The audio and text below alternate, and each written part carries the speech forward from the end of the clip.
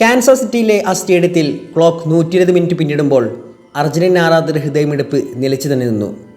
Lionel Messi ലോകകപ്പിൽ ആദ്യമായി goal വലയം കാണാതെ പുറത്തിരിക്കുന്ന ഒരു മത്സരം.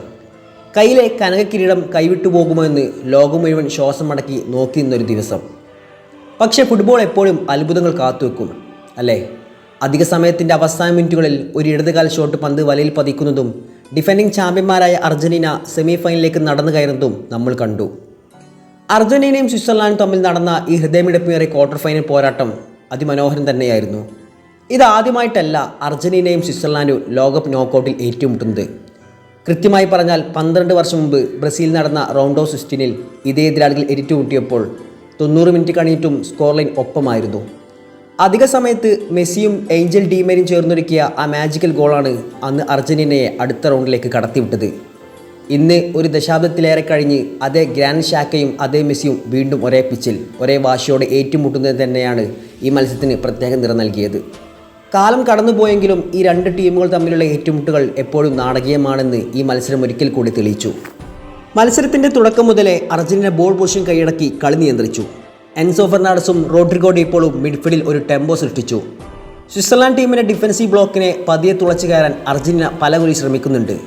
ഈ സമരത്തിൻ്റെ ഫലമായി അലക്സിസ് മാക്കലിസ്റ്ററിലൂടെ കൃത്യമായൊരു ഫിനിഷിംഗ് അർജന്റീനയ്ക്ക് ആദ്യ പകുതി തന്നെ ലീഡ് നൽകി. ലിയണൽ മെസ്സി നീട്ടിയെൽക്കിയ കോർണറെ കൃത്യമായി കൊണ്ട് തന്നെ അലക്സിസ് മാക്കലിസ്റ്റർ സ്വിസിൻ്റെ വലയിലേക്ക് എത്തിച്ചു. സ്റ്റേഡിയത്തിൽ ആരവങ്ങൾ ഉയർന്നു. ഇത് ഒരു എളുപ്പമുള്ള മത്സരമാകുമെന്നും പലരും കരുതി. എന്നാൽ സ്വിറ്റ്സർലാൻഡ് പ്രതീക്ഷിച്ചപ്പോൾ തന്നെ അതീവ അച്ചടക്കത്തോടെയും കോമ്പാക്റ്റായും പ്രതിരോധിച്ചു. മെസ്സിയെ പ്രത്യേകം ശ്രദ്ധയോടെ മാർക്ക് ചെയ്യാൻ അവർ പദ്ധതിയിട്ടിരുന്നു.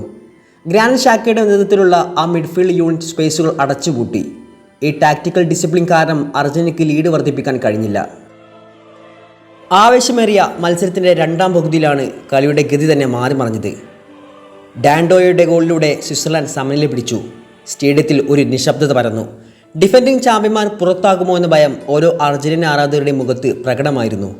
എന്നാൽ ആ സന്തോഷം സ്വിസ് ക്യാമ്പിന് അധിക നേരം നീണ്ടു നിന്നില്ല. വാർ റിവ്യൂവിന് ശേഷം ബ്രീ എംബോലയ്ക്ക് സിമുലേഷൻ്റെ പേരിൽ രണ്ടാമത്തെ യെല്ലോ കാർഡ് ലഭിച്ചു. അതോടെ 72 മിനിറ്റ് മുതൽ സ്വിറ്റ്സർലാൻഡ് ടീം 10 പേരുമായി കളിക്കേണ്ടി വന്നു. ഈ റെഡ് കാർഡ് മത്സരത്തിൻ്റെ ഗതി തന്നെ പൂർണ്ണമായി മാറ്റിമറിച്ചെന്ന് പറയാം. സംഖ്യാബലത്തിൻ്റെ ഈ മേൽക്കൈ ഉണ്ടായിട്ടും റെഗുലേഷൻ സമയത്ത് അർജന്റീനയ്ക്ക് ജയിക്കാനുള്ള ഗോൾ കണ്ടെത്താനായില്ല എന്നത് അത് അർജന്റീൻ ടീമിൻ്റെ പോരായ്മ തന്നെ എടുത്തു കാണിച്ചു. സ്വിസ് പ്രതിരോധം 10 പേരുമായി തന്നെ ഒരു മതിൽ പോലെ പിടിച്ചു നിന്നു. ഓരോ ബോൾ ക്ലിയറൻസും അവർക്ക് ജീവൻ മരണ പോരാട്ടം പോലെയായിരുന്നു. മത്സരം 90 മിനിറ്റ് കഴിഞ്ഞിട്ടും സ്കോർ ബോർഡിൽ 1-1 തുടരുമ്പോൾ അധിക സമയത്തിലേക്ക് കളി നീണ്ടു. ലിയണൽ സ്കലോണി തൻ്റെ ബെഞ്ചിൽ നിന്ന് തുടർച്ചയായി മാറ്റങ്ങൾ വരുത്തി. പുതിയ ഊർജ്ജം ടീമിലേക്ക് കൊണ്ടുപോകാനുള്ള ശ്രമങ്ങളായിരുന്നു ഇതെല്ലാം. നിക്കോളാസ് ഓട്ടമെൻ്റെയും ജോസ് മാനുവൽ ലോപ്പസും അടക്കമുള്ളവർ ഈ നിർണായക ഘട്ടത്തിൽ ഗ്രൗണ്ടിലേക്കെത്തി.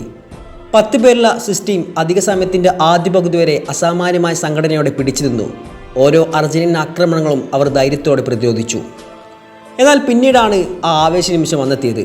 മത്സരത്തിൻ്റെ 112 മിനിറ്റിൽ ഹൂലിൻ അൽവാരസ് എന്ന സ്പൈഡർമാൻ ദൂരെ നിന്നൊരു അതിശയകരമായ കേർവിംഗ് ഷോട്ട് പായിച്ചു. പന്ത് വലയിൽ പതിക്കുന്നു കണ്ട് സ്റ്റേഡിയം ഒന്നടങ്കം ആർത്ത് വിളിച്ചു. മെസ്സി നിശബ്ദനായ മത്സരത്തിൽ മറ്റൊരു നായകൻ ടീമിനെ കൈപ്പിടിച്ചുയർത്തിയെന്നത് ഈ അർജന്റീൻ സ്ക്വാഡിൻ്റെ ആയം വ്യക്തമാക്കുന്ന നിമിഷമായിരുന്നു.